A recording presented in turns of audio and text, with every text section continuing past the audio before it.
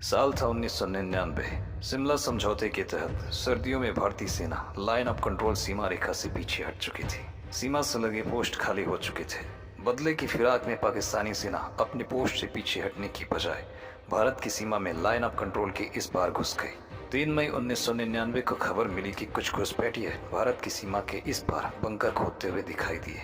इसके बाद भारतीय सेना एक्शन में आ गई। 14 मई 1999 को कारगिल के काक्सर में तैनात 4थी बटालियन जाट रेजिमेंट के जवान लेफ्टिनेंट सौरभ कालिया और 5 सैनिकों की पेट्रोलिंग पार्टी को इसकी जांच के लिए भेजा गया। भारतीय सेना को लग रहा था कि पाकिस्तान की तरफ से छोटी मोटी घुसपैठ की गई है, मगर यहाँ पर पाकिस्तानी सेना ने बड़ी तादाद में गोला बारूद के साथ ऊंचाइयों पर अच्छी पोजीशन ले ली थी।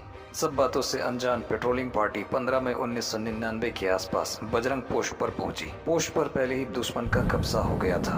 पहले से तैयार दुश्मन ने उन पर फायरिंग शुरू कर दी। पार्टी की तरफ से भी जवाबी फायरिंग की गई। पार्टी ने डटकर लड़ाई की, मगर उनकी तादाद सिर्फ 6 थी और वही दुश्मन की पूरी फौज। उनके पास ज्यादा गोला बारूद भी नहीं बचा था। जैसे ही गोलियां खत्म होने लगी, दुश्मन ने चारों तरफ से उन्हें घेर लिया और उन्हें बंदी बना लिया। इधर बेस कैंप से लगातार पार्टी से संपर्क बनाने की कोशिश की जा रही थी, लेकिन संपर्क नहीं किया जा सका। पेट्रोलिंग पार्टी की खोज करने के लिए बेस कैंप से एक सर्च पार्टी भेजी गई, जिसमें 30 जवान शामिल थे और इसे लीड कर रहे थे कैप्टन अमित भारद्वाज। 17 मई को सर्च पार्टी घटना स्थल पर पहुंची और फिर दुश्मनों की तरफ से फिर से अटैक शुरू हो गया। जवाब में सेना ने मोर्चा संभाला, मगर दुश्मन की तादाद ज्यादा थी। कैप्टन अमित भारद्वाज लड़ते लड़ते शहीद हो गए, मगर उनकी बहादुरी की वजह से बाकी सैनिक बेस कैंप तक पहुंच गए।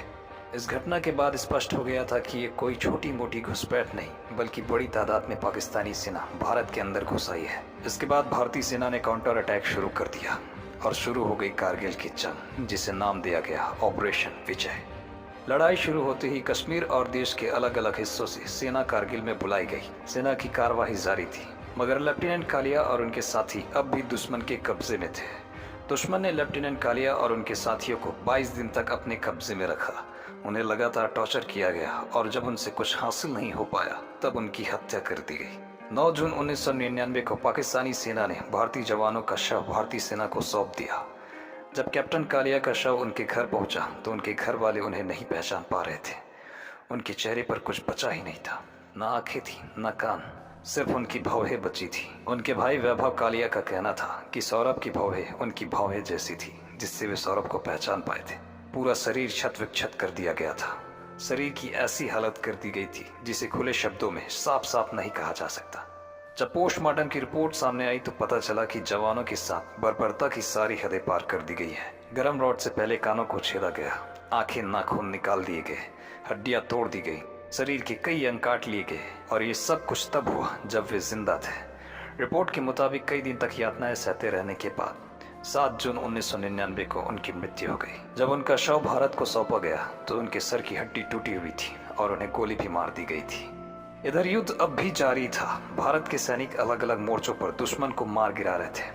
अंततः युद्ध समाप्त हुआ। 26 जुलाई को भारतीय सेना की तरफ से क्लियरेंस दिया गया कि पाकिस्तान की सेना को पूरी तरह से लाइन ऑफ कंट्रोल के उस पार खदेड़ दिया गया है, और इसलिए 26 जुलाई को विजय दिवस के रूप में मनाया जाता है। इस युद्ध में सैकड़ों सैनिकों ने अपनी कुर्बानी दी और कई सैनिक घायल हुए। कारगिल के युद्ध में लेफ्टिनेंट कालिया और उनके साथी सैनिक दुश्मन से सबसे पहले भिड़ने वाले सैनिक थे, जिसमें मूलाराम बिडियासर, नरेश सिंह, अर्जुन राम बसवाना, बनवारी लाल बागड़िया और भीखाराम मुंड शामिल थे। ये सभी जवान 4थी बटालियन जाट रेजिमेंट से थे, जिसे लेफ्टिनेंट कालिया लीड कर रहे थे। बाद में उन्हें लेफ्टिनेंट से कैप्टन प्रमोट किया गया। जिस वक्त कैप्टन सौरभ कालिया शहीद हुए, उस वक्त उनकी उम्र सिर्फ 22 वर्ष थी और 4 महीने पहले उन्होंने आर्मी ज्वाइन की थी और उनकी पहली पोस्टिंग कारगिल में हुई थी।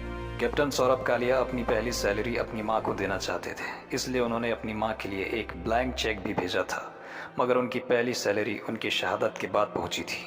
कैप्टन कालिया और उनके साथियों के साथ जो बर्बरता की गई वो अंतर्राष्ट्रीय युद्ध नियमों के खिलाफ है। इसलिए उनके पिता डॉक्टर एन के कालिया इस मामले को इंटरनेशनल कोर्ट ऑफ जस्टिस तक ले जाने की मांग कर रहे हैं, मगर अफसोस अब तक इस मामले में कोई ठोस कदम नहीं उठाया गया।